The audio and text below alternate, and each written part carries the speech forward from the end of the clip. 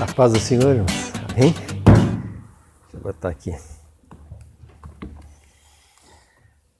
Agradecer em primeiro lugar a Deus pela essa oportunidade. Nós estamos reunidos na EBD, o local EBD onde eu me criei em EBD. Então o EBD está entranhado no meu coração. E eu fui convidado para trazer esse tema. Hoje nós não vamos abordar a lição número 5 dos adultos, que seria, se não me falha a memória, a obra salvística de Jesus Cristo, né? Mas hoje nós vamos abordar devido à data. Por que a data? Porque nós estamos no mês de outubro. E no mês de outubro, praticamente agora na segunda-feira, né, do dia 31 de outubro, se comemora os 500 anos da Reforma Protestante. Então essa data é tão importante, tem um significado muito grande para nós cristãos, e nós estamos então no mês de outubro, não estamos ainda no dia 31, mas estamos no dia 29, agora dia 31 vai fazer 500 anos, ou seja, 500 anos em que Martinho Lutero iniciou a Reforma Protestante, ou seja, nós estamos comemorando meio milênio, 5 séculos, 500 anos, amém? Então é uma data expressiva, né? E embora meio milênio, 5 séculos e 500 anos, muitas pessoas, muitos cristãos, muitos membros da igreja não sabem o que é a Reforma Protestante. Não sabe por que ocorreu a Reforma Protestante, o que levou à necessidade de ter uma reforma na igreja. E as pessoas então não sabem desse fato histórico, e agora o que nós vamos fazer é percorrer pela história. Alguém pode dizer, mas eu já vi essa história. Sim, a história não podemos mudar, a história são fatos, nós vamos contar fatos de forma, cada um conta os fatos de uma forma melhor. Nós não vamos contar esses fatos da igreja, da história da igreja, mais ou menos, por irmãos, assim, em torno de 1.200 anos, mais ou menos, de história, até chegar a Martinho Lutero, mais ou menos isso aí, 1.200. Então nós vamos entrar em minúcias, em detalhes. Não, isso nós não vamos fazer hoje. Agora, o que nós vamos fazer hoje, é de uma maneira básica, mas muito básica, sucinta sim, mas muito básica. Por quê? Porque a maioria não tem a mínima ideia do que é a Reforma Protestante. Não tem a mínima ideia por que surgiu isso. Então tem que ser uma forma básica, sucinta, passando pelos anos sim, mas de uma forma bem básica que seja compreendida pelos irmãos. Amém, irmãos? Então foi esse fato histórico da igreja que culminou nesse movimento que, para mim, depois de Jesus Cristo, foi um movimento que envolveu a humanidade toda, né? Que tomou conta da humanidade toda, foi esse movimento. Mas o que é? O que é que quer dizer? O que é que quer? Vamos definir, vamos entrar para as definições através de perguntas. Quem estudou comigo no IBE sabe que eu trabalhava muito com perguntas, né? Nas perguntas que se responde e que se aprende, né? O que é que quer dizer a palavra reforma? Os irmãos não vão precisar responder, eu vou fazendo as perguntas, para não saber o que é pergunta, que é um questionamento, e já vamos dar a resposta junto. O que é que quer dizer a palavra reforma e por que foi necessário, 500 anos atrás, se fazer uma reforma? São duas perguntas dando conceitos. A palavra reforma, basicamente, ela tem definições, mas basicamente, dentro das definições da palavra reforma, ela quer dizer reformar. Reformar. E quando se fala em reformar, você sabe o que significa reformar, né? As casas, enfim, reformar. Ou seja, é trazer de novo o quê? A forma. Reformar é trazer novamente a forma. Essa expressão vocês vão usar muito, porque eu quero usar, por quê? Porque nós estamos falando da Reforma Protestante, eu quero usar bastante esse termo. Reforma, forma. Reformar é dar de novo a forma, trazer novamente a forma, ou seja, trazer novamente aquilo que a forma perdeu. Isso significa a palavra reformar. Trazer novamente o que a forma perdeu. Isso é reforma. O que é então, o que é a reforma em si, então? A reforma em si é aquilo que deformou. Aquilo que perde a forma, ele deforma. Por isso é o slogan que o Augusto criou. Jamais vai existir uma reforma sem antes houvesse uma forma. É necessário que tenha uma forma, para depois haver a deforma. Não é possível deformar sem existir no início uma forma. Eu vou bater bem primeiro nessa parte, mas vamos entender o conceito, e aí vou entender o restante. Então, o que é uma forma, então? Está falando perder a forma, precisa reformar. O que é forma? Forma é aquilo que... aliás, o que é uma deforma? Deforma é aquele que deformou, aquele que não é mais o que era no início ou quando começou. Isso é uma deforma. Perdeu. E quando eu falo assim de forma e forma, eu tenho que sempre pensar naquele versículo que eu guardo bastante na minha mente, que é Romanos capítulo 12, verso 2, que os irmãos conhecem de cor. Não vos conformeis com esse século, mas transformai-vos pela renovação do vosso entendimento. Para quê? Para que experimenteis qual seja a boa e agradável e a perfeita vontade de Deus. E aquele versículo está falando de forma. Não vos conformeis. O que é conformar? É tomar a forma, tomar o modelo. Então aquele versículo está dizendo, não tome o modelo, a forma desse século, desse mundo, mas transforma a maneira de vocês pensarem, porque aí vocês vão começar a experimentar a boa, perfeita e agradável vontade de Deus. Está falando da forma, do modelo. Então, aquilo que perde a sua forma, ele deforma, e se faz necessário, então, uma reforma. Ou seja, trazer novamente a forma que possuía antes de perder. Voltar ao início. Mas então, como eu já falei, para ocorrer uma deforma, necessariamente, indispensável, tem que ter uma forma. E a pergunta é, outra pergunta, o que é então a forma? Falamos agora, o que é uma forma? Forma é o quê? É um modelo. Forma é um perfil, forma é um padrão, forma é uma característica, forma é a identidade. Amém? Guarde isso. Padrão, perfil, identidade, modelo, base. Isso é forma. E quando se perde essa forma, se deforma. É preciso, então, fazer uma reforma. Mas agora, irmãos, mais uma pergunta. Antes, então, de haver essa deforma, a igreja possuía uma forma, ela possuía um modelo, ela possuía uma identidade, ela tinha um modelo, a igreja ela foi criada, formada de um modelo, de uma forma, uma identidade, um perfil, um padrão. Quando é que ela obteve isso? Quando é que a igreja obteve o perfil? Quando é que ela obteve o padrão? Quando é que ela obteve esse caráter, essa identidade? Ela obteve isso quando ela nasceu. Quando ela nasceu, ela começou a ter esse padrão, começou a ter essa característica, começou a ter essa base, que nós vamos, dentro desse prisma que nós vamos caminhar um pouquinho nas Escrituras. E para isso nós precisamos ir para onde? Para o começo, onde tudo começou. Lá para o Atos dos Apóstolos. Você sabe que Atos dos Apóstolos já está dizendo Atos dos Apóstolos. Os atos que os apóstolos tiveram. Onde você quer saber da história da igreja, você é obrigado, necessariamente, temos que ir para Atos dos Apóstolos, porque lá iniciou-se tudo. Você sabe, irmãos, que existe um período que é chamado de período intertestamentário. Lembram disso? Os alunos do IBE? Período intertestamentário, ou seja, um período que vai de Malaquias, que foi o último profeta, o último livro do Novo Testamento, até Mateus. Nesse período, um período quase de 500 anos, um período de 400 anos, né? 400 anos que Deus ficou em silêncio e não falava com o homem através de um profeta, não levantava um profeta.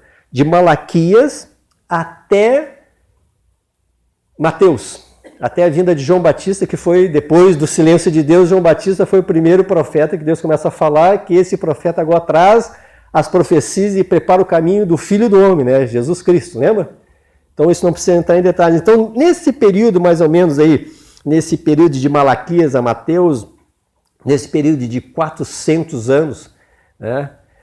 4 séculos, Deus deixa de falar com o homem, não, através de profetas, não levanta, existe o silêncio de Deus. E nesse período de tempo, o império dominante do mundo, o mundo de então era dominado pelo império greco-macedônico de Alexandre o Grande. Quem estudou história das classes circulares conhece a história de Alexandre o Grande. Não vamos, como eu já falei, não vamos entrar nos detalhes, vamos passear no tempo para os irmãos entenderem. Então, na época, nesse período de silêncio de Deus, de Malaquias até Mateus, o império que dominava o mundo de então era o império greco-macedônico de Alexandre o Grande. Ele que dominava o mundo, ele que era a força bélica de domínio sobre todas as coisas. Mas com a morte do Alexandre o Grande, o que acontece? O império vai se dividir em 2 grandes grupos. Na verdade, ele se divide entre os 4 generais de Alexandre o Grande. Eu não sei, o Augusto não trouxe? Vocês vão ver algumas imagens apenas para ilustrar. Então, o império de Alexandre o Grande, quando ele morre, ele é dividido entre seus 4 generais. Quem são os 4 generais? Eu só listei ali estão eles. Lisímaco, Ptolomeu, Cassandro e Seleuco. São os 4 generais. Apenas por curiosidade, Lisímaco tomou o norte dos territórios, incluindo a Capatócia, a Trácia e no norte da Ásia Menor. Ptolomeu tomou o sul, que é o Egito, Chipre e Palestina. Cassandro reivindicou Macedônia, Tessália e Grécia. E Seleuco tomou o oeste, incluindo Babilônia, Pérsia e Síria. Só para os irmãos terem ideia. Mas, na verdade mesmo, o reino, entre eles, se dividiu em 2 grandes reinos, que eram os Ptolomeus e os Seleucidas, na época. Então, até esse meio tempo, esse inteirinho aí, outro império, então, começa a surgir, e não somente a surgir, um outro império começa a dominar o mundo de então, da época. Você sabe qual é esse império? É o Império Romano. Começa o Império Romano a nascer, a crescer e a dominar o mundo daquela atualidade, então. E como eu falei que foi de Malaquias até Mateus, isso significa o quê? Que Deus agora manda seu Filho Jesus Cristo na Terra, Jesus nasce, veio ao mundo, Deus se faz carne aqui, se faz presente entre nós, o Messias vem, então o Messias nasce no período em que o Império Romano está dominando. Então Jesus nasce no domínio romano. Amém? Esse é importante. Jesus nasce do Império Romano nesse período em que Roma, o Império, é o dominante do mundo, né? E Jesus nasce então de uma virgem, cumprindo todas as profecias bíblicas dos profetas anteriormente falaram a esse respeito. Jesus cumpre, então, todas as profecias e nasce de uma virgem. Jesus, então, ele cresce, inicia seu ministério, instaura seu reino com poder, com glória, e nessa sua vinda ele cumpre, então, na verdade, ele nasce, cresce, morre, é crucificado. Quando ele é crucificado, ele cumpre toda a justiça de Deus na vida de Jesus até esse momento. Vocês estão vendo que nós estamos sucintamente, porque nós não podemos entrar em minúsculos detalhes, mas vocês sabem o que aconteceu. Ele nasce uma virgem, cumpre todas as profecias, morre numa cruz do Calvário. Com a sua morte, ele cumpre toda a justiça de Deus, porque a Bíblia fala que sem derramamento de sangue não há remissão de pecados, então ele redime o pecado, os nossos pecados, nos traz a salvação, cumpre toda a justiça de Deus. Mas Jesus não só morre, mas Jesus ressuscita ao 3º dia. Ele fica no período mais ou menos de 40 dias aqui na terra, ressurreto, com o corpo glorificado, e ele, antes de ser assunto ao céu, antes de subir ao céu, ele dá uma missão para os seus discípulos, que os irmãos conhecem aquela missão, chamada a Grande Comissão, onde ele ordena os seus discípulos, dá essa missão, E quando ele dá essa missão, ele faz uma promessa, uma profecia, uma promessa. Que aí nós vamos começar a iniciar agora aqui Atos dos Apóstolos. Essa foi a parte de introdução. Então ele faz uma promessa. E essa promessa é profética. Eu transcrevi os textos bíblicos aqui para nós não ganharmos tempo. Então, a promessa está lá em Atos dos Apóstolos, capítulo 1 e versículo 8. Nós vamos ler agora Atos dos Apóstolos, capítulo 1, verso 8. A promessa de Jesus. Ele diz o seguinte: mas recebereis a virtude do Espírito Santo, que há de vir sobre vós, e semeis testemunhas, tanto em Jerusalém, como em toda a Judéia e Samaria, até os confins da terra. Essa foi uma promessa profética. Mas Jesus, e se tratando de profecia, até nisso ele cumpre. Porque você sabe que a Bíblia diz que nós devemos fazer o quê? Julgar até as próprias profecias. E essa profecia de Jesus está dentro da palavra de Deus. Então ela pode ser julgada. Porque ele faz uma promessa, uma profecia, baseada em quê? Numa outra profecia séculos antes dele, que é a profecia de Joel, que está em Joel capítulo 2 e verso 8, que diz assim, olha o que o profeta Joel disse séculos antes de Jesus: e há de ser que depois derramarei o meu espírito sobre toda a carne, e os vossos filhos e as vossas filhas profetizarão, e os vossos velhos terão sonhos, e os vossos jovens terão visões. Amém? E depois vocês vão ver que essa mesma profecia é mencionada também pelo apóstolo Pedro quando ele faz a primeira pregação, quando eles estão cheios do Espírito Santo, que eles pensam que estão embriagados, eles dizem, olha, eles não estão embriagados, isso aí é que o profeta Joel já tinha falado sobre isso. Pode ver, então as profecias devem ser julgadas pela palavra de Deus, é só um parênteses. Mas então, irmãos, o que aconteceu então? Esse é o primeiro capítulo de Atos dos Apóstolos.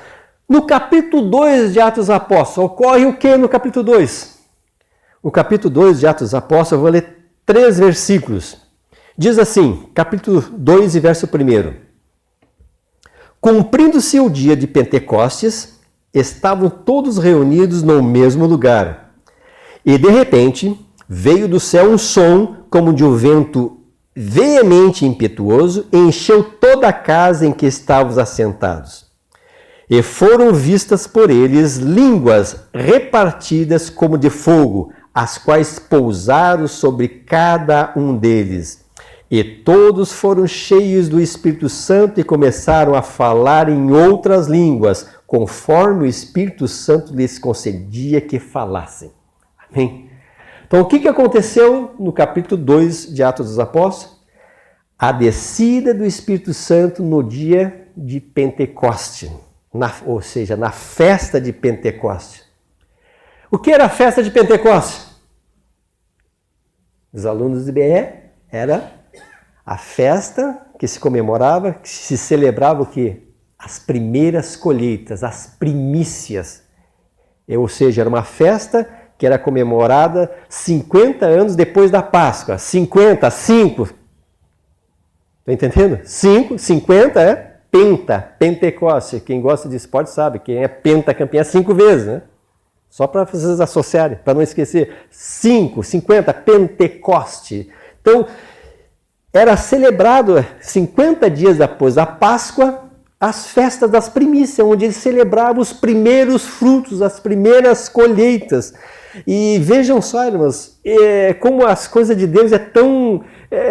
eu digo assim, algumas pessoas me acham detalhista, mas a Bíblia é toda cheia de detalhes importantes.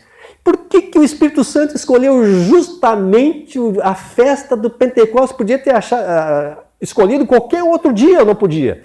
Qualquer outro dia, qualquer outra situação. Mas Jesus diz, ficar em Jerusalém até. Eles não sabiam que dia que eles iam receber o revestimento com o Espírito Santo. Tinham que ficar até. E lá, 120 pessoas se reuniam no cenáculo esperando o dia. Mas exatamente no dia que se comemora a Páscoa, a festa do Pentecostes, 50 dias depois da Páscoa, veio sobre eles a unção do Espírito Santo. Por que o Espírito Santo escolheu justamente esse dia? Aí existe um paralelismo, né? É justamente por causa disso. O que era a festa? Era a comemoração das primícias, os primeiros frutos. E o que aconteceu naquele dia?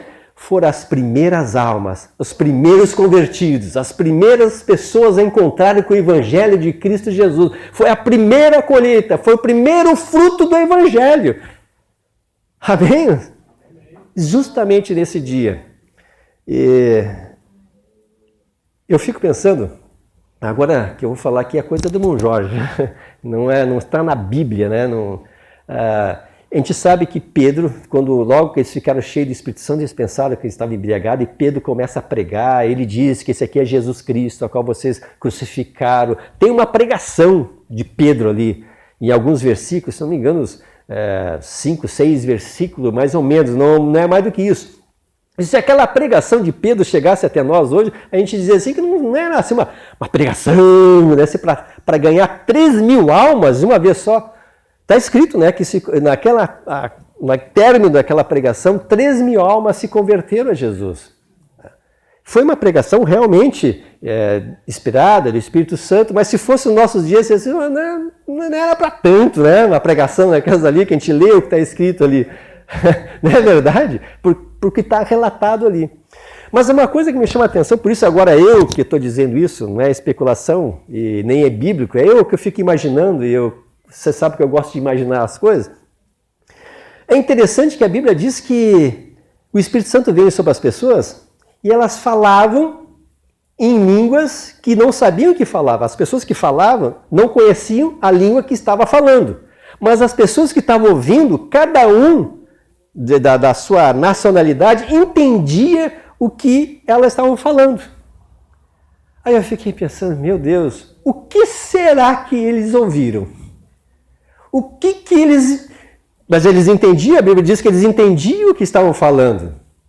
E com certeza, irmãos, não eram historinhas, não eram fantasias. Algo muito precioso foi falado para eles, que eles entenderam muito bem. E eu fico imaginando, quando Pedro foi falar, irmãos, eles já estavam com uma mensagem no seu coração, vindo direto do Espírito Santo, dentro do seu próprio idioma, que eles compreenderam muito bem. Quando Pedro falou, irmãos, foi 3.000 almas aos pés do Senhor, porque eles já estavam ali. Isso eu estou falando, não está escrito, irmãos, mas eu posso imaginar, porque eles entenderam. A Bíblia diz que eles entenderam, no seu próprio idioma.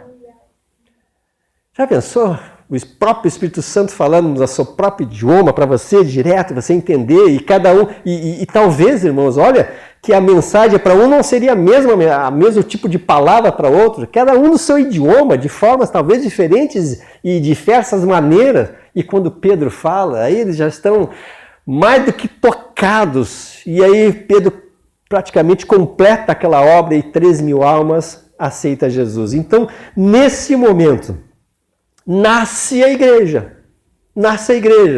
Ela começa a tomar as suas primeiras formas, é aqui. Ou seja, a primeira identidade, primeira característica, primeira forma é cheio do Espírito Santo, é um Pentecostes. Então a igreja nasce num Pentecostes, num falar do Espírito Santo nasce a igreja. Amém? Um pouquinho mais adiante do versículo 42, diz assim, agora eu vou ler 7 versículos aqui. Diz assim, Atos dos Apóstolos, capítulo 2, mesmo capítulo, versículo 42. Olha só a obra do Espírito Santo formando, dando a forma para a igreja. De sorte que foram batizados os que de bom grado receberam a sua palavra. E, naquele dia, agregaram-se quase 3.000 almas. E perseveraram na doutrina dos apóstolos. Guarda bem isso aqui. E perseveravam na doutrina dos apóstolos, e na comunhão, e no partir do pão, e nas orações. Em cada alma havia temor, e muitas maravilhas, sinais se faziam pelos apóstolos. Todos os que criam estavam juntos e tinham tudo em comum. Vendiam suas propriedades e fazendas e repartiam com todos, segundo cada um tinha necessidade. E perseverando unânimes todos os dias no templo e partindo o pão em casa, comiam juntos com alegria e singeleza de coração, louvando a Deus e caindo na graça de todo o povo. E todos os dias acrescentava o Senhor à igreja aqueles que haviam de salvar. Texto maravilhoso, né? Foi aqui que nasce a igreja. A igreja nasce aqui. Então a igreja aqui, irmãos, nasce no Pentecoste, começa a tomar a sua forma, começa a tomar seu padrão, começa a tomar sua identidade, começa a tomar a sua base, começa a ter o seu perfil a partir de Atos dos Apóstolos. Começa aqui. Amém? Até aqui entenderam? Agora, o que diz aqui? Vamos entrar um pouquinho mais adiante. A igreja nasceu, cresceu, então tomou a sua forma, sua identidade, seu perfil, preocupação, e perseverar em quê? Na doutrina dos apóstolos. O que é a doutrina dos apóstolos? Doutrina dos apóstolos é tudo que os apóstolos aprenderam com Jesus enquanto esteve aqui na terra, nos 3 anos e meio.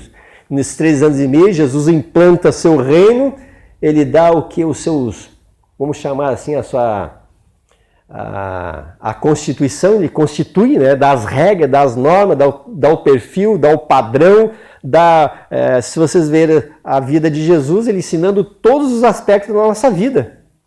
Amém? Jesus vai fazendo isso, vai dando o padrão. Então é a doutrina dos apóstolos. Então a igreja, ela é fundamentada, ela perseverava naquilo que eles aprenderam dos apóstolos, os apóstolos passaram para elas aquilo que aprenderam de Jesus.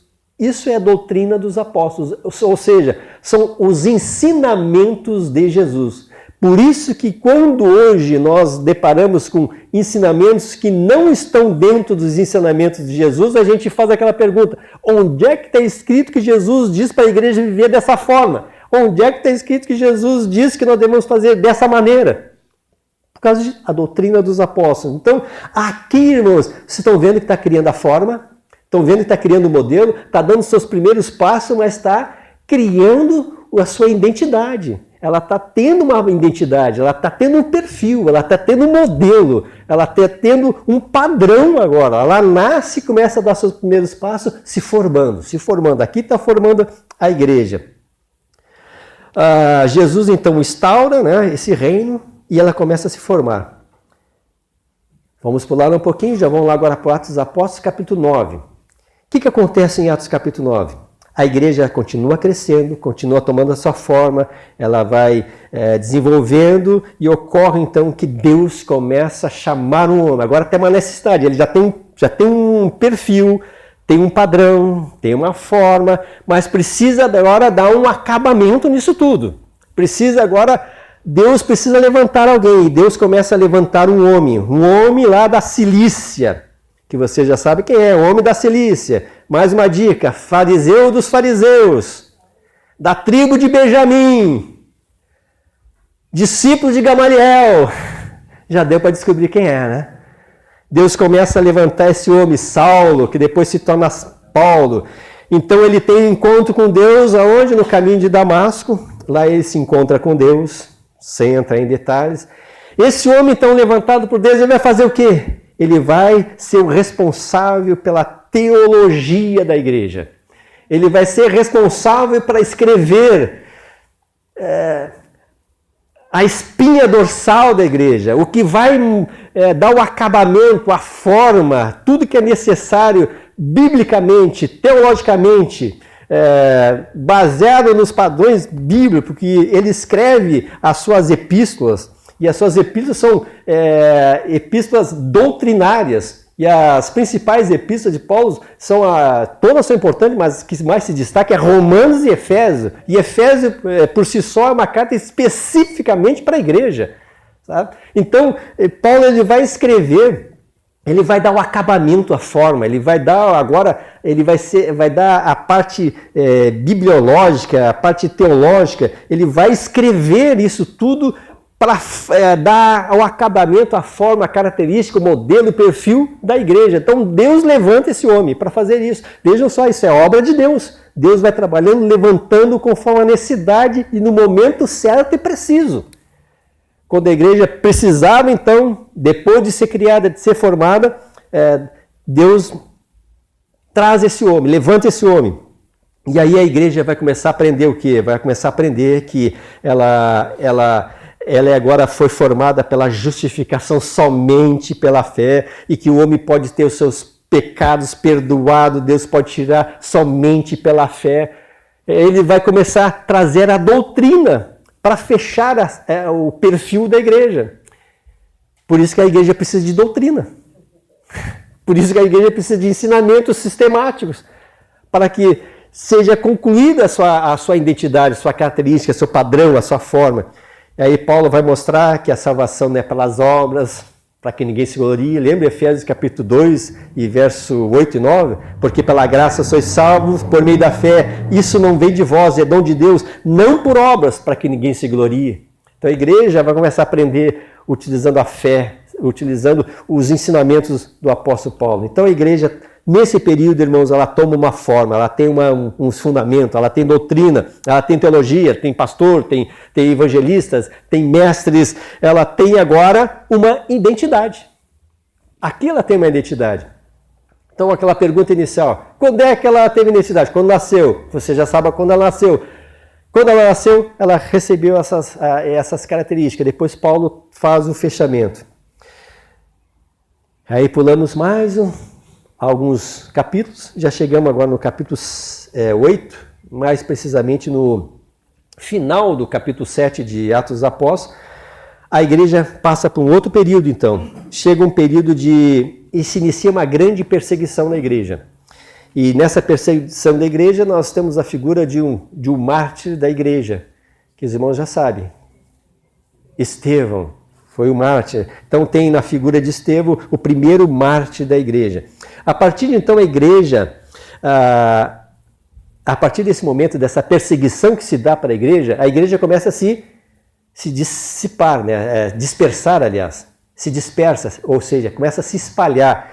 E se espalhando, ela sai dos limites de Jerusalém. Ela não fica mais em Jerusalém, começa a se espalhar por causa da perseguição, por causa da revolta, por causa das mortes, por professar uma fé, porque agora eles têm um modelo, eles têm a fé, tem Cristo, tem uma identidade, e eles não querem mudar essa identidade, não mudam o seu perfil, e aí o que acontece? São perseguidos, e perseguidos até a morte. Teve o primeiro mártir, eles ficam com medo, até começam a fugir, e saem dali, e o evangelho começa a ser pregado na Judéia e Samaria, a partir da perseguição. Então a igreja começa a crescer em todo o primeiro, aliás, a igreja começa a crescer em todo o perímetro, ou seja, em volta de todo o Império Romano, a igreja começa a se espalhar por causa da perseguição. Está o Império no centro, em volta, tudo em todo o perímetro, a igreja se espalha, pregando o Evangelho, né? Então, no todo o período de Roma, do Império Romano, a igreja vai crescendo, e Paulo, já convertido agora, ele começa a trazer os fundamentos da igreja e começa a escrever a base teológica da igreja. Então, o que acontece a partir disso? Paulo começa então com as suas viagens missionárias. Aí começa o período que os irmãos também estudaram, tá? Viagem missionária. Começa com as suas viagens missionárias, e Paulo agora ele vai ser um explorador, vai ser aquele que vai levar o evangelho, ele vai agora pregar o evangelho, vamos dizer assim, toda a bacia do Mediterrâneo. Ele vai começar a pregar esse evangelho, ele vai começar a fundar, criar igrejas, ele vai criar igrejas na Ásia Menor, ele vai começar a implantar igreja em Tessalônica, vai começar a plantar igrejas na Bereia, na Antioquia da Pisídia, Antioquia da Síria, ele vai plantar igreja em Colossos, enfim, ele começa a disseminar o evangelho nas suas viagens missionárias. E vocês estão vendo um mapa aí, né? Ele atinge toda a bacia do Mediterrâneo. Em 40 anos, irmãos, apenas 40 anos, um homem só, apenas 40 anos, a igreja se espalha em todo o território, todo o Império Romano. Se infiltrou em todo o território. Apesar da perseguição, apesar da dificuldade, ele se infiltra em todo o território. Aleluia! É o poder do Evangelho, né? É a firmeza, o Evangelho avançando em apenas 40 anos. Bem, irmãos, vou tomar um pouquinho de água aqui. Agora, Entre os anos 60 e o ano 64 do século VII, Paulo, então, ele é morto. Ele é morto a mando de Nero. Nero, você já conhece também, foi um imperador, ele foi um imperador bem presente, né? Ele era um louco, considerado louco, assassino, enfim. Ele foi um perseguidor da igreja e Nero, então, por ordem de Nero, Paulo é morto. Agora alguém pensa, bom, Paulo morreu, acabou o evangelho. Não acabou o evangelho, a igreja continua crescendo. Vejam só, Paulo, ele implantou, deu o acabamento, agora Paulo é morto por ordem de Nero e os demais apóstolos, que aconteceu? Ao passar dos anos, os apóstolos começaram também a morrer. Eles foram morrendo. Paulo morreu, os apóstolos também foram morrendo e alguém pensou, e a igreja então agora não vai ter, terminou? Não, terminou, não. A igreja prossegue também caminhando. Por quê? Porque ela tinha uma identidade, ela tinha um perfil, ela tinha um padrão, ela tinha uma base. Você entende isso? Ela tinha uma identidade bem definida. A igreja era a igreja. Todos conheciam quem eram os cristãos. Então, irmãos, apesar de tudo isso, a igreja continua crescendo. Até a chegada de um determinado cidadão chamado Domiciano, no ano de 90. Surge esse cidadão, Domiciano. O Domiciano, nesse período de Domiciano, o último, ainda existia um último membro do colégio apostólico, ainda vivo ainda, os demais todos tinham morrido. Só existia o único, ainda, digamos, sobrevivente vivo, mas estava preso lá na ilha de Patmos, né? Que é o apóstolo João. E João, lá na ilha de Patmos, ele vai fechar o cânon das Escrituras. Ele vai fechar a Escritura, o cânon da Escritura, dando a revelação do Apocalipse. Vai ser lá na ilha de Patmos. Nesse período aqui de Domiciano, no anos 90, mais ou menos. Mais ou menos não, no ano 90. Então, ele vai fechar a revelação do livro de Apocalipse. Então, até esse momento, a igreja ainda crescia, ainda avançava, a igreja ainda, não importando os territórios sendo de judeus ou gentios, a igreja continuava crescendo, porque tinha a sua identidade, tinha o seu padrão, tinha o seu perfil, tinha a sua forma, e tendo essa forma, ela crescia. Apesar de tudo isso, João Batista também, como ele era humano, também morre, de morte natural, ele não foi executado, e começa então um período chamado o período patrística. Esse período da patrística, que é um termo usado na filosofia greco-cristã católica da época, que era dos primeiros teóricos, que os patrísticas. Então, esses homens que foram levantados nesse período da patrística, porque a gente pensa, agora acabou João, acabou Paulo, os apóstolos morreram. E quem é que empunhou a bandeira desse evangelho para continuar levando a igreja a crescer, desbravar? Chegou até nós aqui. De que forma? Aí Deus começa a levantar homens. Deus trabalha na vida. Deus vai levantando homens.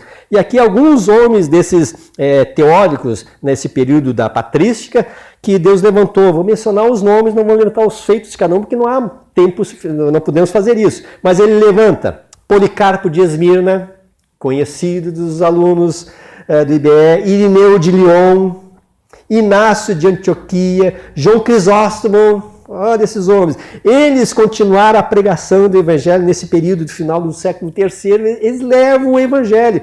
E a igreja sofre, nesse período, uma das maiores perseguições. A igreja começa, quanto mais ela crescia, mais era perseguida.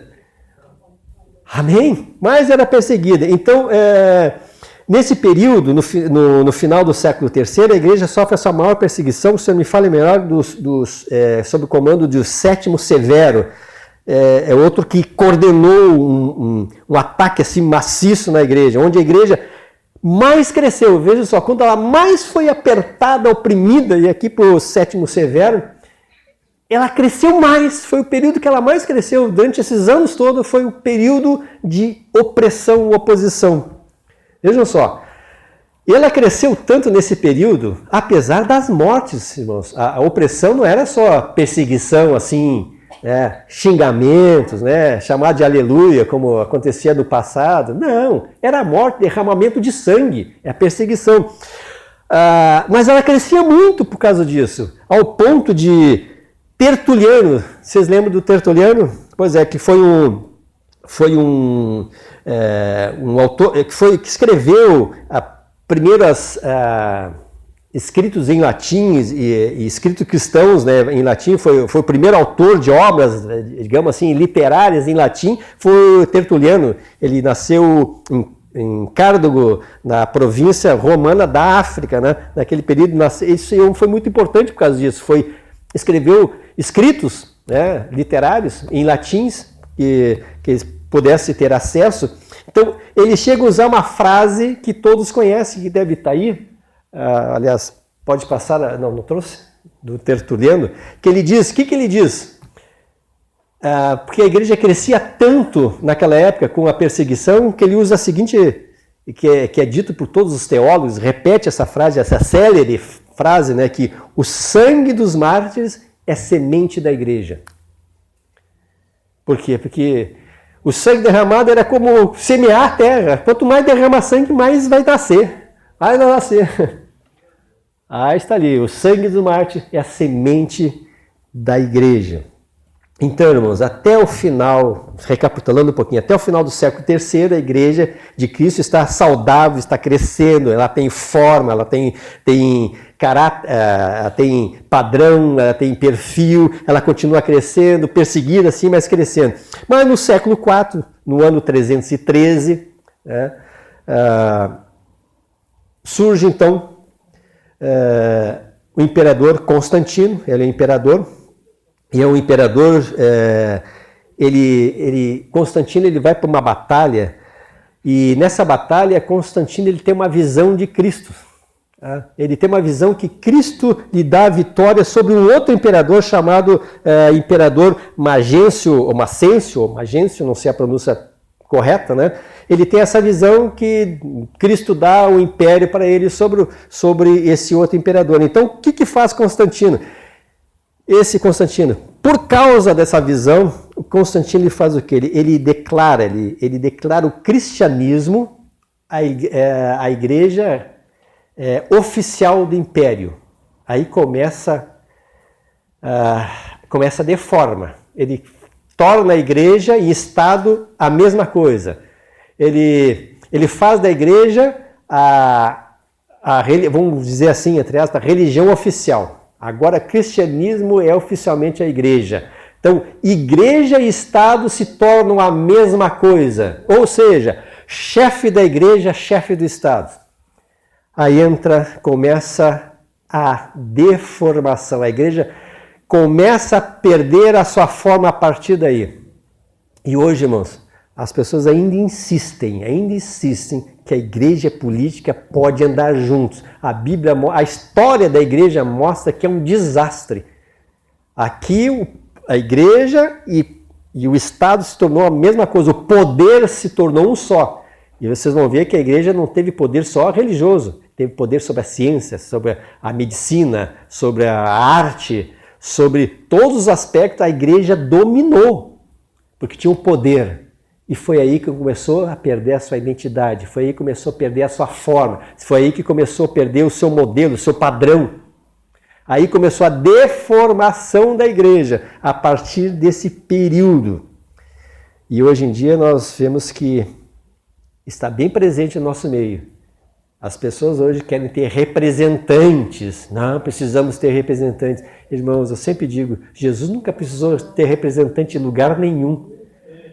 A única coisa que ele pediu para nós sermos testemunhas. Isso que ele mandou ser. E não precisamos. Bom, vamos sem comentários sobre isso, mas é só um parênteses que nós vamos ver que isso aqui faz parte da nossa história, que estão insistindo cada vez mais com isso. E a história já deixou um exemplo negativo disso, mas não adianta. Continua os slogans. Crente vota em crente. Cristão, irmãos, preste atenção na Bíblia. Olha só, então foi nesse período do século IV, o ano 313, né, que a igreja começa a perder a sua forma, daí dá o início à deforma, começa a introduzir o quê? Vai introduzir o quê? Paganismo na igreja, práticas da cultura greco-romana começam a entrar dentro da igreja, elementos da cultura romana começam a ser introduzidos no seio da igreja, nos cultos, nas missas. A igreja começa a se paganizar por causa do Estado. Todo o poder, toda a concentração de poder começa ali. Chega então o século VII. Século VII. Vamos passear pelos anos, rapidamente. Chega no século VII, no início do ano 607, o imperador Focas agora declara o bispo de Roma o bispo universal.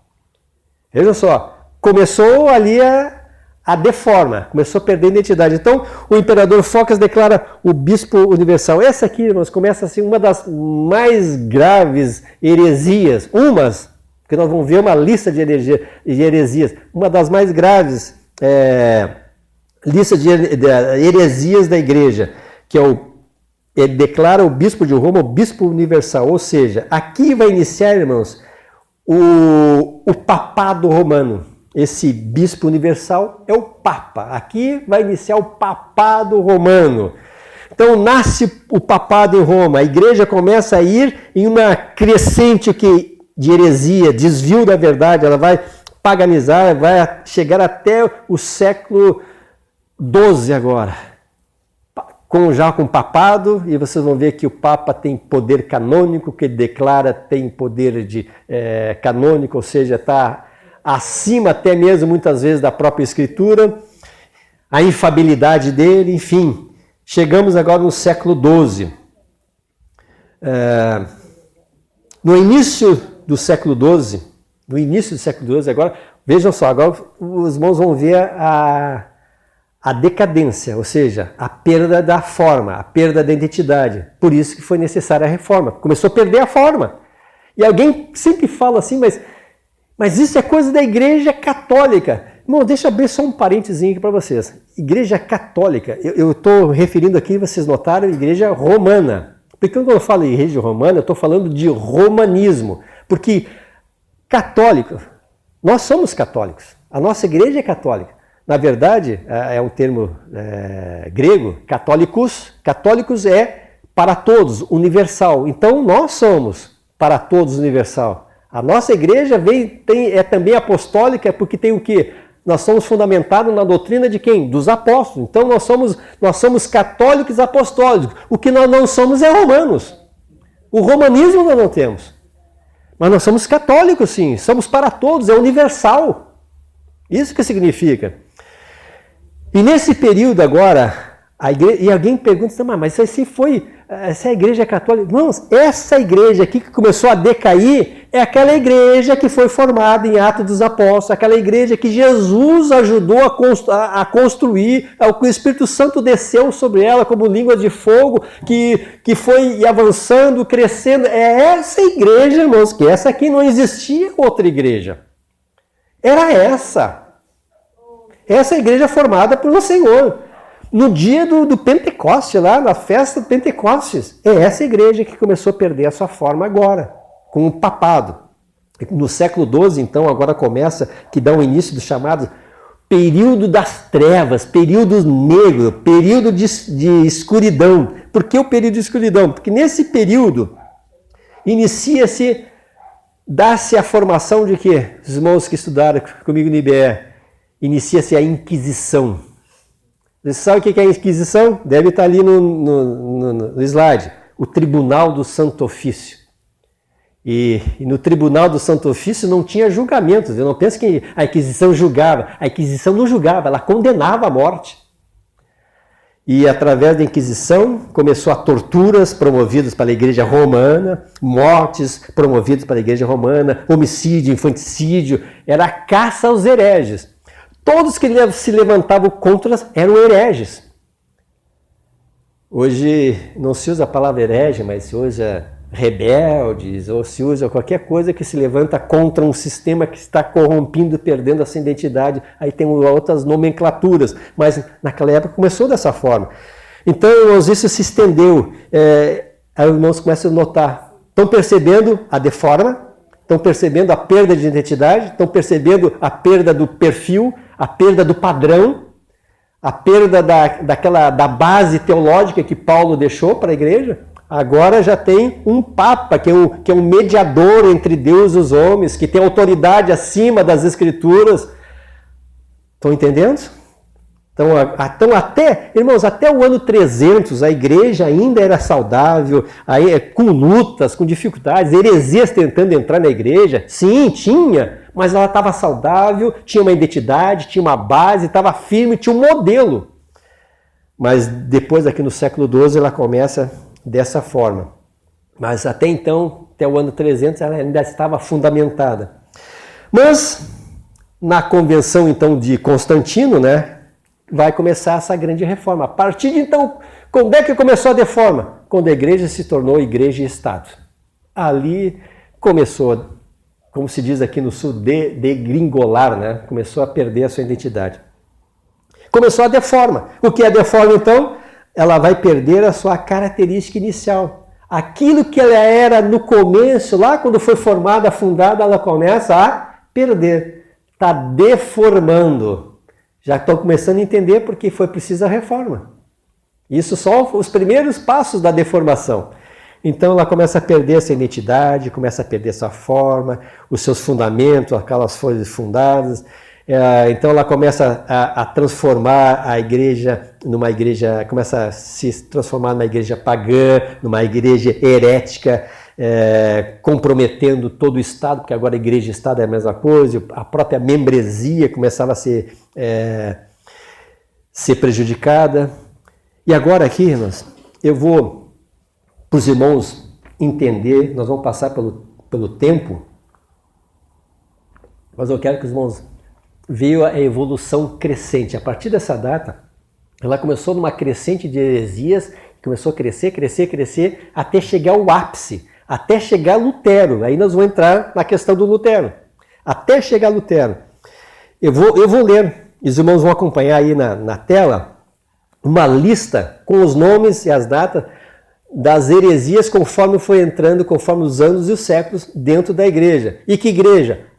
Vou repetir, aquela igreja formada por Jesus Cristo, que desceu com o fogo do Espírito Santo, que tinha a base dos apóstolos, que foi doutrinada pelas cartas de Paulo, a doutrina. E olha só, ela começa, eu vou começar a fazer essa lista aqui.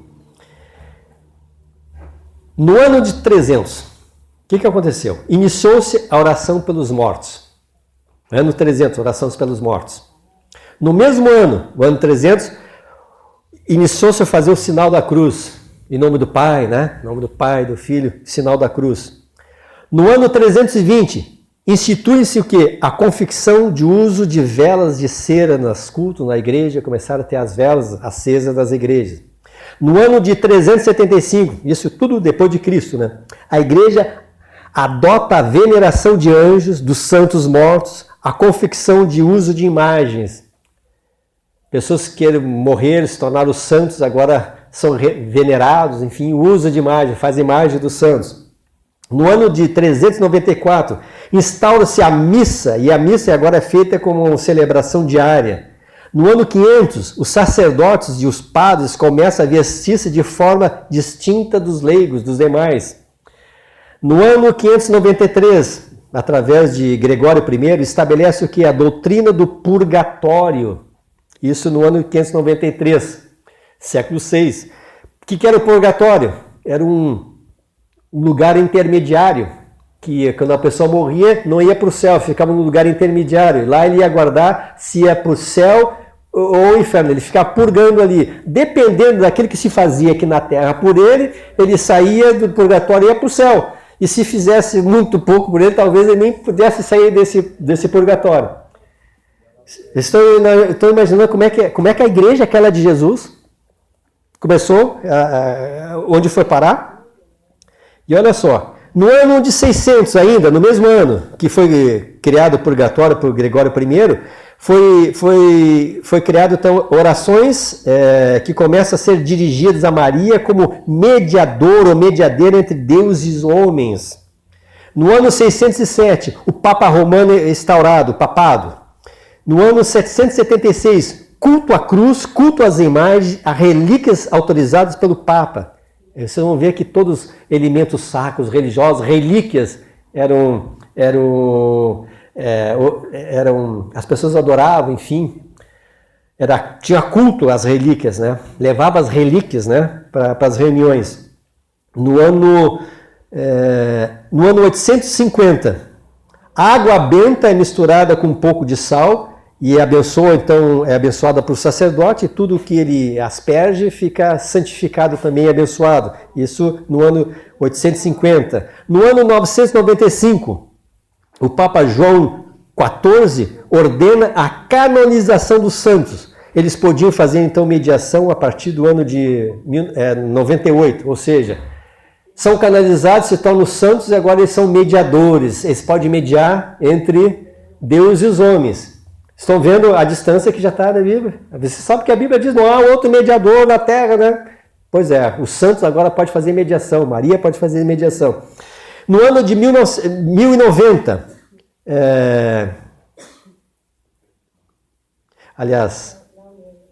o ano de 1079, eu pulei, instala-se o celibato do sacerdócio, no ano de 1079. O que é o celibato? Os sacerdotes não podiam mais contrair matrimônios, não podiam casar, não podia ter esposas, enfim.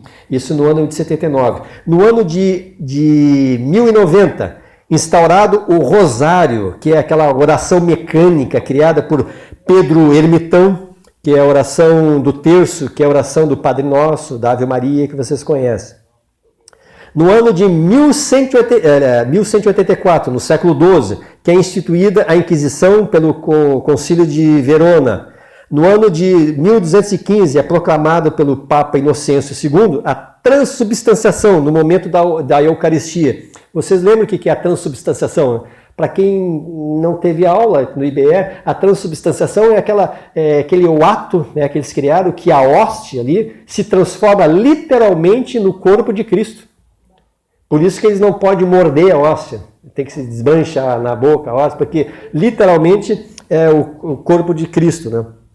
E no ano de 2015, no mesmo ano, é instituída a confissão auricular de pecados ao sacerdote, ao invés de Deus, também instituída por Inocêncio no Concílio de Latrão, ou seja, a confissão auricular, fazer confissão ao pé do ouvido, lá na orelha do padre, lá no confessionário, né? Não mais a Deus, era preciso. E o padre, mediante a penitência que ele dava, né, tantos Ave Maria, tantos Pai Nosso, aqueles perdão eram perdoados. Tá?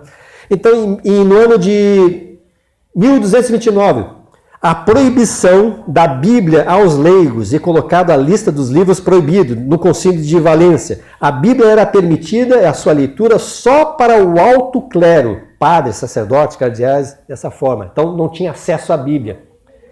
Estão notando aonde que a igreja, aquela que foi fundada por Jesus, está chegando? Continua. No ano de 1251 foi inventado o escapulário por Simão Stock, o monge inglês. Você sabe o que é escapulário, né? A correntinha com santinho, né? Foi inventado naquela época que se vende, as pessoas usam com proteção, enfim. Foi inventado o escapulário.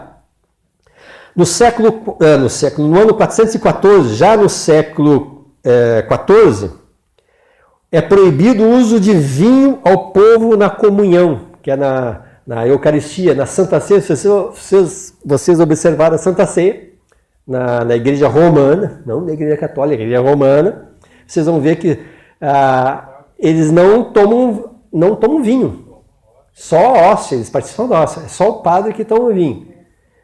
E o que Jesus tinha ordenado? Que esse é meu corpo, que a partir de fazer isso, memória de semelhantemente depois esse é meu sangue que foi derramado, fazer isso em memória de... Foi uma ordem, ordenança, Santa Ceia, e foi abolido, é só o sacerdote, por causa da transubstanciação. Por que eles dizem? Só uma explicaçãozinha rápida, Não deixar batido, isso aí. Porque a transubstanciação dizia que o corpo de Cristo se tornava o corpo de Cristo literalmente. E o sangue de Cristo, o próprio sangue de Cristo. Então, para que se evitasse que o sangue de Cristo fosse derramado acidentalmente no chão, por causa de alguém, não dar, não tomar, é só o padre que pode tomar o sangue de Cristo. Os demais não tomam. Estão entendendo onde é que está chegando a igreja? Eu parei, qual foi? No vinho. Tá. No ano de 430, purgatório...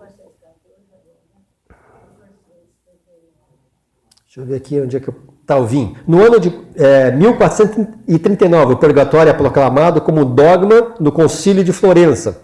No ano de 1439, é instaurado a doutrina dos 7 sacramentos. Nem precisamos mencionar ali, mas o batismo, crisma, ou confirmação, Eucaristia, conciliação ou penitência, uso de unção aos enfermos, ordem e matrimônio.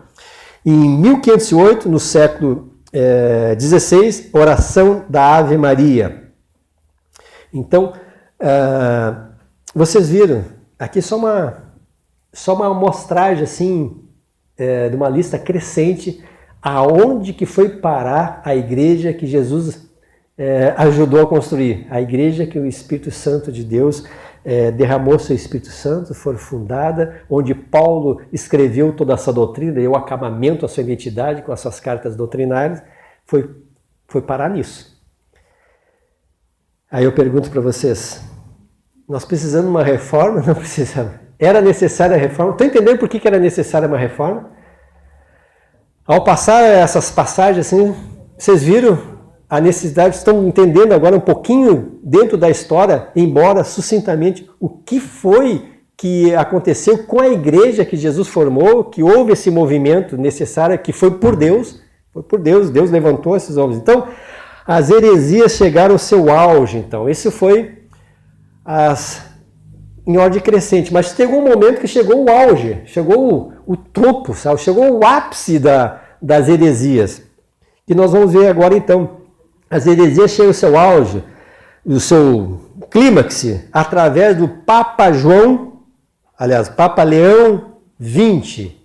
Quem conhece a história já começa a imaginar. Leão XX, século XVI, mais ou menos ano de 1500 e alguma coisa, mais ou menos. O que é criado pelo Papa João Leão? O Papa João Leão XX, ele quer construir a Basílica de São Pedro. Ele diz que os mortos lá, os santos padres, as pessoas santas estavam lá mortos e sendo pisoteados, enfim, por pagães e pessoas e animais, enfim, ele precisava ter um lugar para seus sepulcros, enfim, de honra e coisas assim. Então, ele quer construir a Basílica de São Pedro, só que é uma obra faraônica, uma obra gigantesca, e não tinha recursos para fazer isso. Não tinha dinheiro para fazer isso. Financeiramente era inviável, não tinha como. O que o Papa Leão XX criou? Estão lembrados?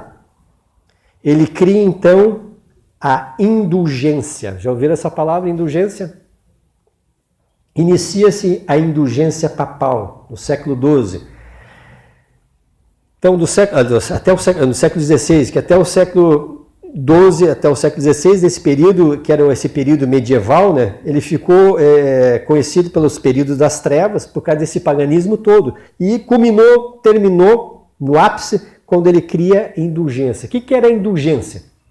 Indulgência era um documento, um papel, que a pessoa para ter os seus pecados perdoados, não só da pessoa, mas das pessoas que já tinham morrido, seus entes queridos, seus familiares, filhos, filhas, netos, pai, mãe, que estavam lá no purgatório ainda, que precisavam ainda da ação dos que estavam aqui na Terra, para que a pessoa que estava ali e a que já tinha morrido, e as pessoas que iriam morrer ainda, elas, para ter os seus pecados perdoados, eles precisavam ter um documento assinado pelo Papa. Esse documento assinado pelo Papa era a indulgência.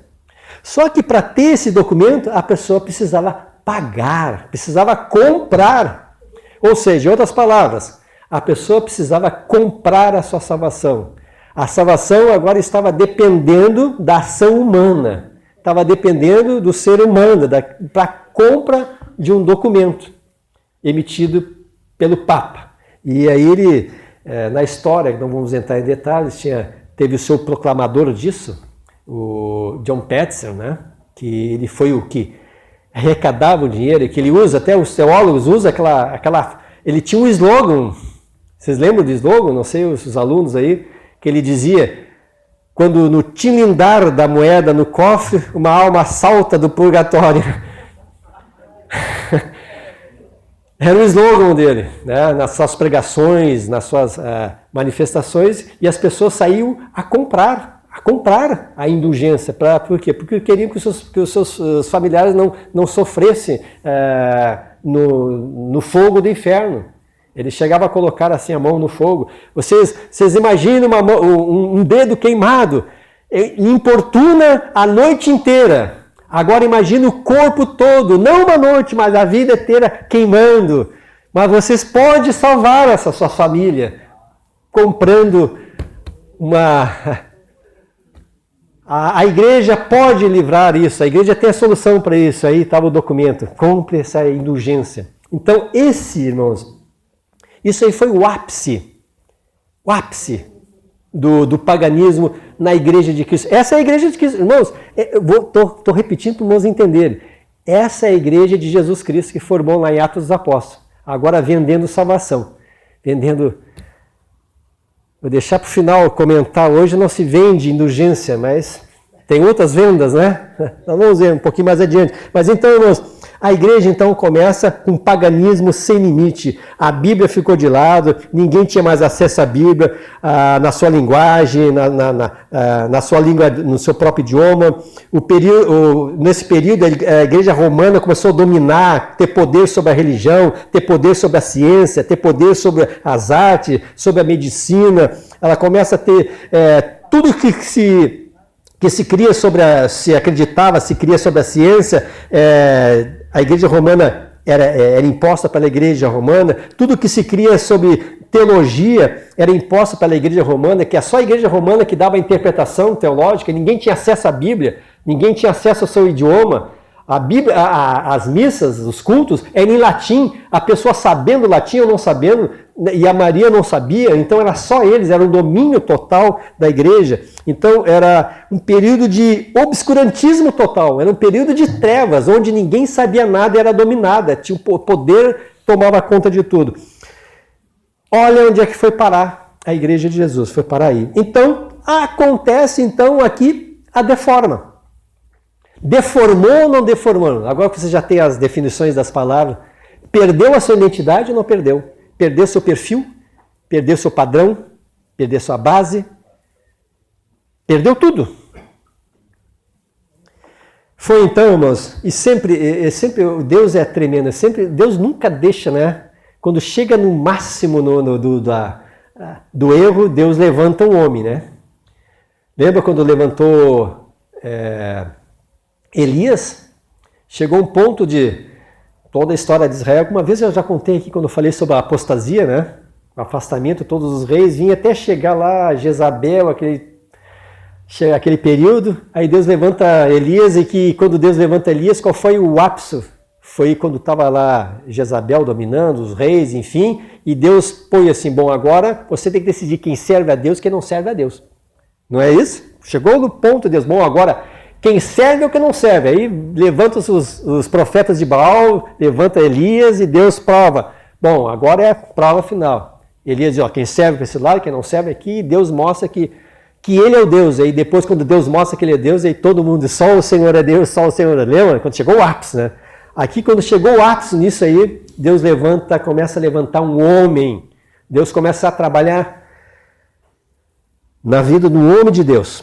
Vamos dizer assim, um homem de Deus que foi levantado por Deus. Então, no interior da Alemanha, na cidade chamada de Wittenberg, Deus começa a levantar um homem. esse homem começa, esse homem é um alemão, ele é um monge, ele é da ordem de Agostinho, chamado-se Martinho Lutero. Ele é um monge, um padre, como é que se diz, párroco, né, que se diz, né? Párroco, né? Um alemão, ele servia na igreja da Alemanha. Então, Lutero, Deus começa a levantar um homem. Um homem, Deus toca no coração. E o Lutero, irmãos, ele tinha um problema, com a palavra justiça. Ele lutava contra os seus próprios pecados. Ele disse que era corrompido. Ele chega a dizer que ele não podia ser padre. Ele tinha tantos pecados, não podia ser padre. Ele tinha horror à justiça, a palavra justiça. Ele achava que Deus era um Deus tirano, que colocava o pecado no homem e depois julgava o homem pelo pecado que ele colocou. Ele detestava Jesus, achava que Jesus era tirano, porque dessa forma que tinha que cobrar e castigava pelos seus erros. Então ele tinha um conflito na vida dele. E eu creio que esse conflito foi o próprio Deus que colocou no coração desse homem. Ele tinha uma inquietude com isso.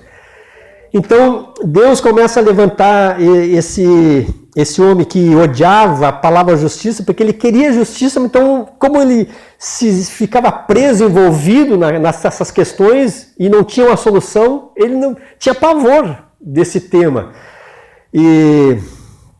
Então, Deus começa a trabalhar na vida desse homem. Esse homem é Martinho Lutero, esse monge, um padre, né? Você vê? Aí diz, mas Deus está usando um padre. Não esqueça que essa igreja é a igreja de Jesus. Isso que eu estou batendo para os irmãos entenderem, porque sempre parece que faz uma divisão. Não, essa é aquela igreja, irmãos. É aquela igreja formada lá. Então Deus levanta esse homem, Lutero, com esses problemas nessa área da justiça, de Deus. Ele tentava obter salvação ele fazia muito penitência, sacrifício para obter salvação. Então, fazia flagelações para obter salvação. Até que ele foi enviado a Roma. Aí Lutero, ele é um padre, está estudando, estuda, se torna teólogo, até doutor em teologia. Aí ele é enviado a Roma para estudar a Bíblia. Amém? Para estudar a Bíblia, que agora ele vai ter acesso direto à Bíblia. Ele não tinha acesso direto à Bíblia, é só os graduados, né? É só aqueles chapéu vermelho, né? Capuz vermelho, enfim. Ele não tinha acesso. Então agora ele vai estudar a Bíblia. Ele vai ter um... E quando ele vai estudar a Bíblia, quando ele começa a ler a Bíblia, aí ele se depara, que essa passagem é muito linda, porque ele se depara com a epístola de Romanos. Ele se depara com a epístola de Romanos e aí ele vai ter um choque quando ele lê as Escrituras. Ele tem acesso à Escritura, aí ele tem um choque, porque ele toca justamente na ferida dele. E o choque que ele tem é na carta aos Romanos, do primeiro epístola, no versículo 7 de Romanos. Olha só o que diz o versículo 7 de Romanos, que Lutero lê esse versículo. Ele lê e tem um choque. E diz assim, porque nele, no Evangelho, se descobre a justiça de Deus, de fé em fé, como está escrito, mas o justo viverá da fé. Quando ele lê isso, ele estremece, sabe? Ele estremece, é um choque na vida dele. E Lutero então começa a estudar a Bíblia, e quando começa a estudar a Bíblia, ele começa a descobrir que o justo viverá pela fé. Ele começa a descobrir que a salvação não é por obras, para que ninguém se glorie das suas obras, não é por penitência, não é por indulgência, não é por sacrifício, não é porque subir escadas, não é porque fazer isso, não é por fazer aquilo, é exclusivamente pela fé, por acreditar que Jesus Cristo é galardão dos seus pecados. Ele começa a entender isso. E quando ele vai cada vez estudando mais, entende, começa no coração dele esse estado de confronto. Quando ele se depara com a verdade, eu lembro daquele versículo, conhecereis a verdade, o que diz? E a verdade vos libertará. Lutero aqui começa a se libertar de todos os seus conflitos que ele não tinha antes, lendo a Bíblia, o Novo Testamento que ele não conhecia, não tinha acesso. E começou a ler, quando ele começou a ler, o que ele enxergou? a distância que a igreja estava da Bíblia. Começou a ver a distância que ele estava do padrão. Ele começou a ver que essa igreja que ele vivia nesse momento não era a igreja que está escrito aqui, que foi formada, fundada pelo Espírito Santo, estava muito distante. Por isso começou a oposição. Oposição. Por isso, irmãos, que eu sei que às vezes nós precisamos tomar posições. Eu sou bem ciente disso, nós temos que tomar posições, ou seja, de que lado nós estamos. Porque, irmão, imagine, começou aqui começa o movimento, aqui começa a reforma protestante. Quando ele, Lutero, descobre que a igreja está tão afastada da Bíblia, ele vai lá na igreja, na porta da igreja, Castelo do Wittenberg. Se Deus permitir, em fevereiro, vou estar lá naquela porta lá. Pregou as 95 teses. Você já ouviu falar das 95 teses de Lutero? Que ele vai lá e prega na porta da igreja. Ou seja, o que são essas 95 teses? São 95 refutações, pontos que ele está refutando, que está contrário à igreja romana, que está contrário à palavra. Ele não suporta esse distanciamento, ele vai lá e prega. E prega porque não foi por acaso, irmãos, que ele foi lá na porta da cátedra, né, dessa catedral, do portão, pregar no mural. Por que ele fez isso? Ele fez isso porque ela é uma igreja universitária. E as portas das igrejas universitárias serviam como mural. Quando alguém queria colocar notícias, algo que era para se espalhar, se colocava na porta, no mural, para ser visto, para que as pessoas... ele sabia que as pessoas, vendo ali, iam copiar, transmitir, iam fazer, iam criar, iam espalhar-se para toda a região. E foi o que aconteceu, espalhou-se para a Europa inteira, o que ele colocou ali. Então, ele manifestou uma contrariedade. E o que tem acontecido hoje em dia é que as pessoas não se manifestam mais, não são contrárias, se silenciam. Eles... Eu não quero usar essa palavra, mas eles não são coniventes, mas têm sido omissos. Ao silêncio das pessoas. As pessoas dizem assim, não, isso é Deus sabe, Deus vai saber a hora, Deus vai fazer. Irmãos, Deus não faz tudo sozinho, não foi Deus que criou essas situações, foi o ser humano. E nós temos que tomar uma posição, ou ficamos dentro dos padrões bíblicos, nós precisamos demonstrar, ficar assim na nossa igreja, estar assim na nossa igreja, mas demonstrar o que nós cremos. Tá? Isso é só um parêntese, porque o tema não é falar dessa forma, mas é mostrar como Lutero, ele não se acomodou. E ele enfrentou, irmãos, não pensa que ele enfrentou líderes de igreja, não, ele enfrentou o Estado, irmão, o poder, as maiores autoridades, a igreja mandava em tudo. Foi o que ele enfrentou. Com um ato dele de coragem, um ato de ousadia de colocar, olha, esse é um ato de ousadia de colocar ali as refutações, ou seja, refutar as ordens papais, os credos papais, as determinações dos papas que eram considerados infalíveis, que estavam com seus escritos, as suas ditas, tinha o valor canônico, tinha o mesmo valor das escrituras e muitas vezes superior às escrituras. E ele enfrentou colocando ali. Então Lutero, ele fez isso, irmãos.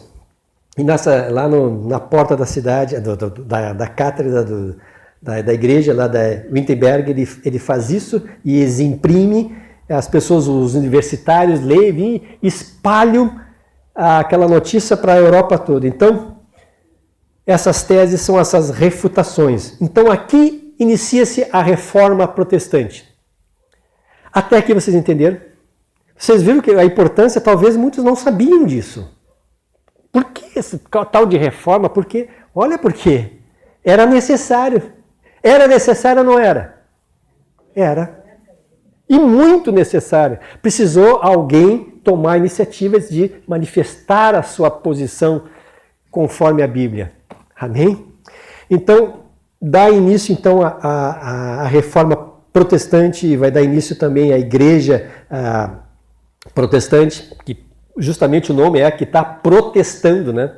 O problema é que nós não protestamos mais, nós ficamos calados, quietos, esperando que Deus faça todas as coisas. Nós não protestamos mais contra as coisas erradas, contra as heresias que estão entrando dentro das nossas igrejas. Então, o movimento vai começar na Alemanha e depois o movimento vai ganhando força com João Calvino. Aí João Calvino, que foi um francês de Genebra, isso em 1536, e juntamente com o seu companheiro Farel, que foi um reformador, Guilherme Farel, ele, durante 24 anos, ele escreve, foi o autor dos maiores compêndios da Igreja Reformada, agora já, compêndios teológicos, né, que são as Estatutas de Calvino. Vocês já ouviram falar? Porque quem estuda não tem como, quem estuda teologia não estudar as Institutas de Calvino, ou seja, a instituição da religião cristã, ou seja, a base da religião cristã. Qual é os estatutos, né? Qual é a forma, a lei, as regras? Então, a partir do Calvino, as normas, né?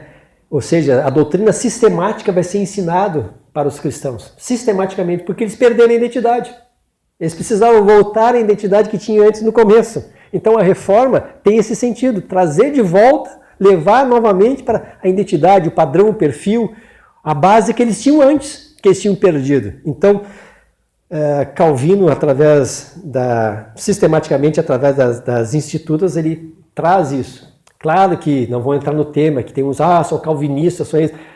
Esse é o lado bom. Se nós vamos entrar, vamos ver que tem certos pontos que Calvino também não está de acordo com a Bíblia, não é o momento aqui para nós falarmos isso, mas o momento é falar da reforma, e a reforma que ele fez pela reforma foi muito importante, principalmente com seus escritos, com seus compêndios teológicos, né? Depois nós temos outro reformador, o Ulrico Zwinglio, foi um líder suíço que chegou às doutrinas de Lutero, sem a intervenção de Lutero, chegou até ele foi divulgador, ele levou também para a Suíça. Depois também o movimento chegou até a Holanda, através de Erasmus de Roterdã. Então, esses, juntamente com Lutero, vão agora dar corpo à reforma. Esses homens vão dar o corpo à reforma que não tinha, ou seja, dar novamente a identidade que a igreja perdeu. Então, quando Lutero faz isso, irmãos, ele começa esse movimento, é evidente que ele vai ser questionado. É o medo que as pessoas têm de se opor, né? Mas Lutero não teve o medo de se opor. Então, em 1521, Lutero, então, ele é convocado, ele é intimado, não é convocado, é intimado a comparecer da Dieta de Worms. O que é dieta? Dieta é um concílio, um tribunal. Ele é intimado a comparecer nesse tribunal, que é uma assembleia, né, do Sacro Império Romano, romano germânico, né, porque é na Alemanha, que foi realizada em Worms, nesse local. E lá ele foi intimado para quê? Para revogar as suas refutações. Como estava sendo espalhada para a Europa toda as suas refutações, ele foi intimado para revogar. Dizer assim, não, eu revogo tudo que eu disse, ficamos tudo em paz. Tá? Então ele é levado lá para esse um castelo. Eu até lembrei, até falei para o Augusto, mas ele não tinha preparado. Quando o Lutero está chegando próximo a esse castelo, onde vai ser intimado a revogar o que ele disse, revogar seus livros, porque ele escreveu livros escritos, e aí se espalhou. Né? E quando ele avista o castelo, ele canta aquele hino, o Castelo Forte, que nós conhecemos aí, que nós cantamos.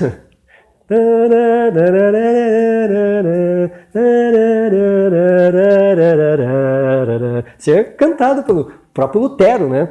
Quando ele vai para e lá ele é intimado, e lá ele não responde, ele diz, só tem que dizer uma palavra, revogo, mais nada, tu não vai dizer nada, a única coisa que tem que dizer, revogo.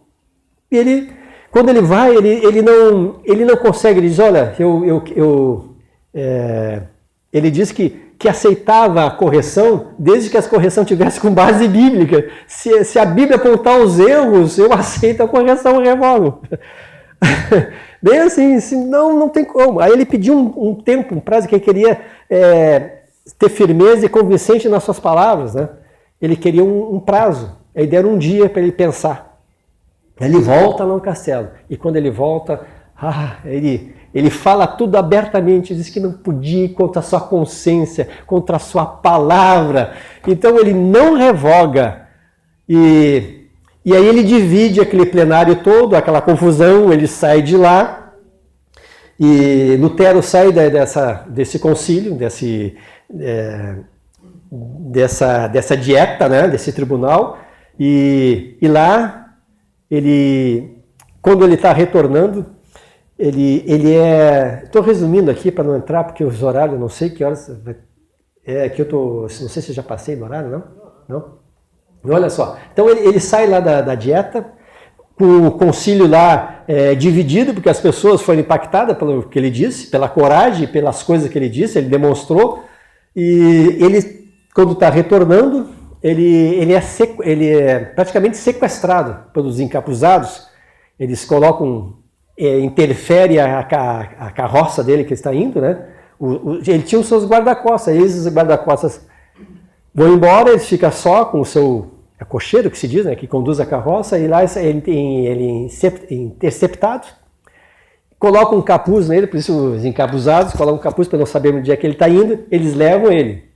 E, na verdade, ele está sendo levado por ordem do príncipe da Saxônia, que era o Lutero era discípulo dele, né? Digamos assim, era da ordem daquele príncipe, e ele era o melhor professor de teologia daquela faculdade. Ele diz que ele não entregaria Lutero de jeito nenhum. Tá? Então, outro homem que foi usado por Deus, ele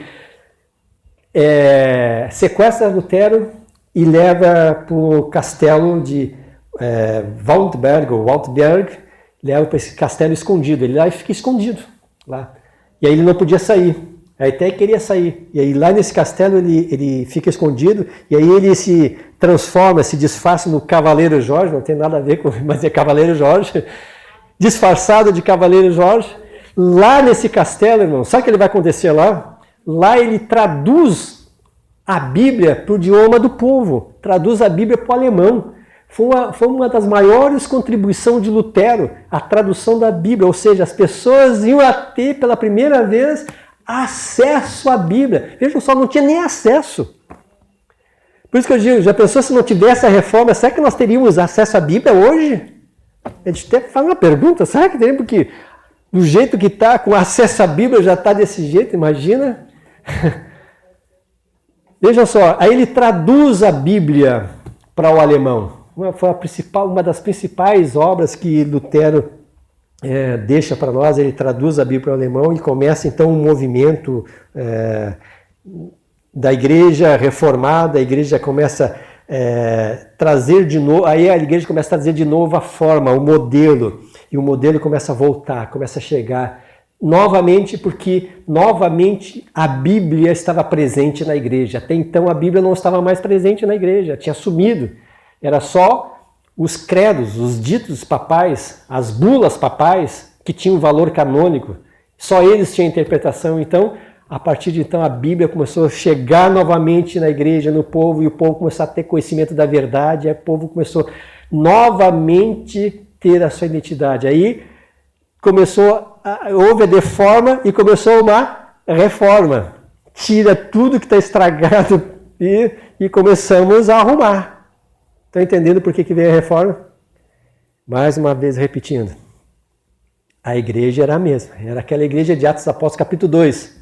Pois é, chegou aquele ponto. Aí veio a reforma para tentar restaurar a igreja. Então, irmãos, agora mais para a fase final. Resumindo do resumo, porque são 1.200 anos, não dá para falar aqui, né, em minúcias, né? Mas olha só, então... Depois que Lutero morre, enfim, 100 anos depois, esse movimento toma conta do do mundo inteiro. Então a reforma tomou conta do mundo inteiro. E aí nós vamos ver reformadores que já atingiram a Europa, como eu falei, né? Todos atingiram a Europa e começou a atingir o mundo todo. De que forma eles utilizaram para trazer o cerne, ou seja, o resumo dessa... Porque são 95 teses. Essas 95 teses, elas foram resumidas para melhor entendimento. Os teólogos, para ensinar novamente, para trazer novamente a identidade, o padrão, o perfil da igreja, eles resumiram basicamente as 95 teses em 5 alicerces, que é chamado 5 solas, que é uma palavra em latim. 5 solas que estão ali. Sola fide, sola gratia, sola Christo, sola scriptura, soli Deo gloria. São 5 os pilares da reforma. Só que eu quero abrir só um parênteses. Esses slogans não foram criados no tempo de Lutero, viu? Não foi Lutero que criou, nem dos pré-reformadores, nem dos reformadores da época. Isso foi criado depois, em torno de 100 e poucos anos depois. Tá? Eu não sei quem usou pela primeira vez esses slogans, mas são coisas mais recentes, né? Para facilitar, para quê? Para facilitar a compreensão. São esses 5 solas, que sola fide, que é somente, veja só, sola é somente, sola fide, somente fé, fide, fé, sola fide. A pronúncia não é latina, nós estamos usando aqui portuguesado, né, como se diz. Ou seja, que a igreja, essas 5 teses, eram o que? Essas 5 bases, era para fazer o quê? Refutar o que a igreja romana estava ensinando. Né? Eram refutações. E essa é a última parte, nós já vamos encerrar. Olha só, sola fide. O que a igreja romana dizia? A igreja romana dizia que as esmolas faziam expiação pelos pecados. A igreja romana ensinava que os livros, e essa questão das esmolas, estava lá nos livros apócrifos que foram inseridos, inclusive na Bíblia romana, está lá? Se vocês pegarem a Bíblia romana, tem os livros apócrifos que estão lá na Bíblia. Nessa aqui não tem.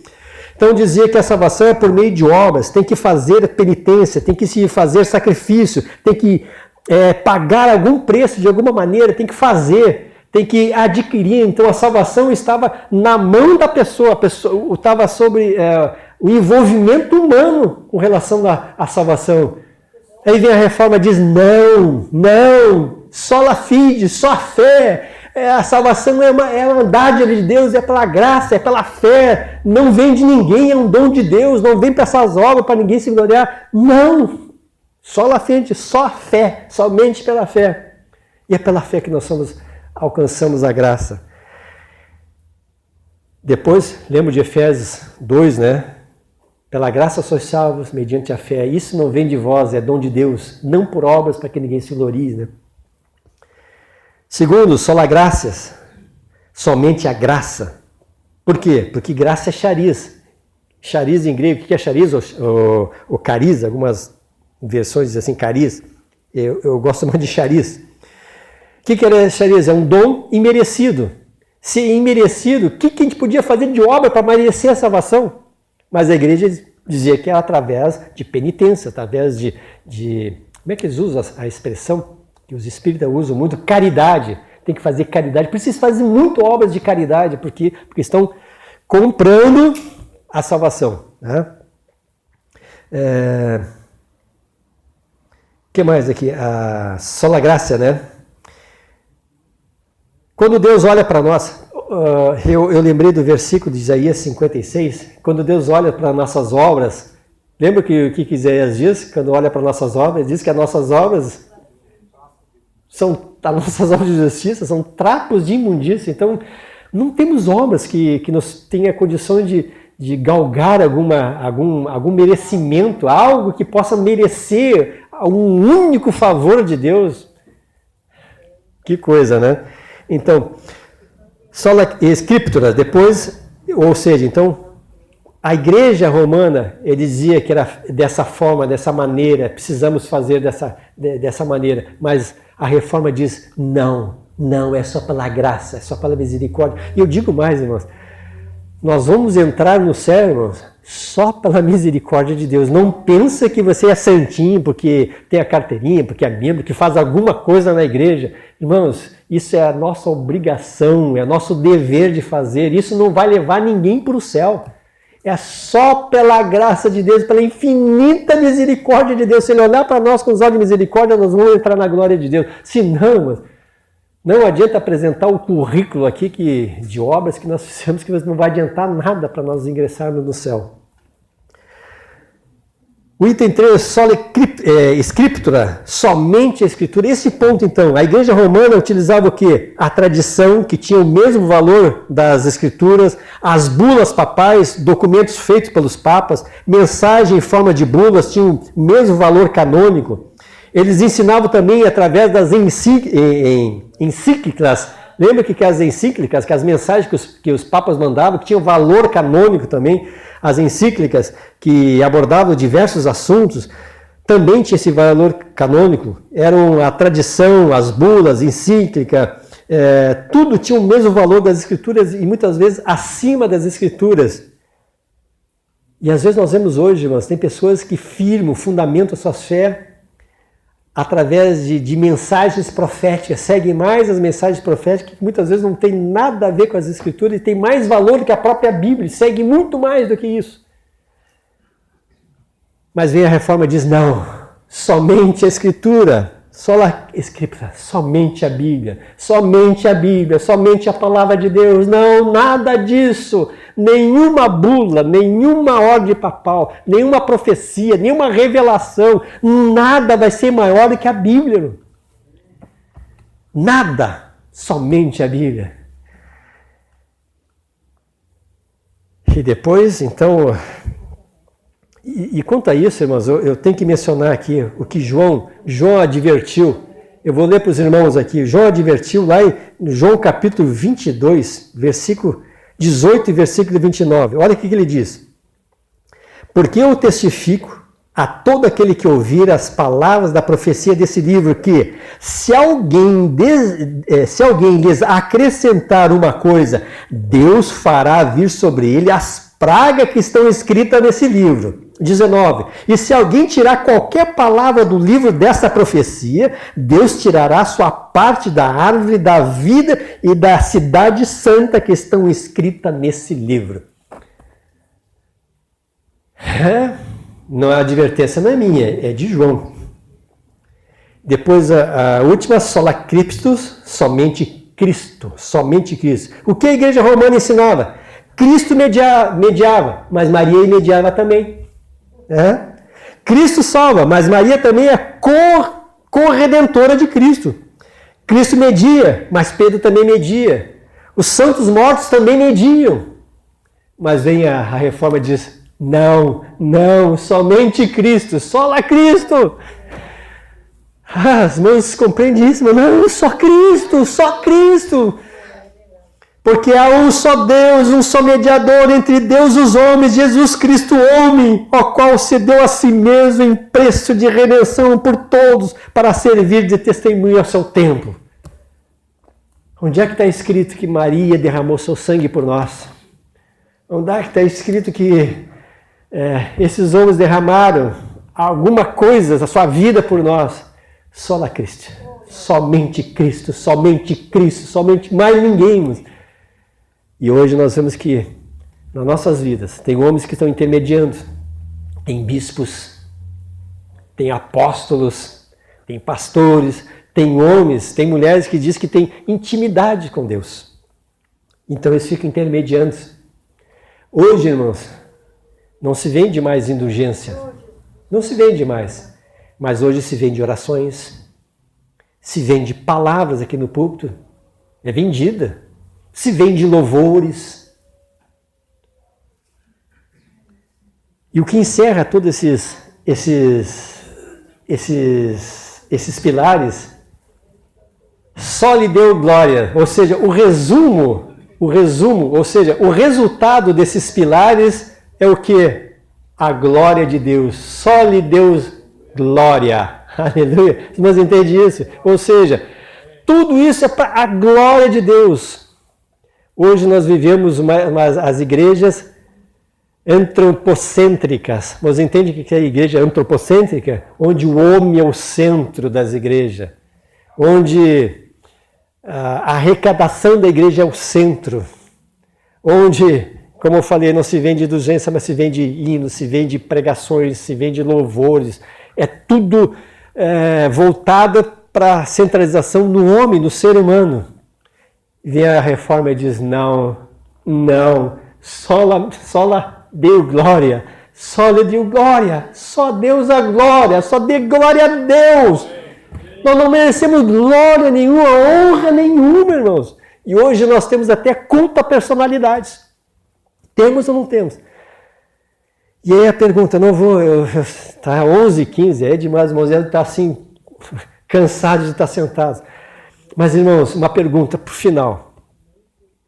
Precisamos de uma reforma? Amém. Será que é necessário uma reforma? Temos a nossa identidade ou você quer que perdemos a nossa identidade? Temos perfil? Temos padrão? Temos base? Temos identidade? Ou hoje a gente não sabe mais o que é?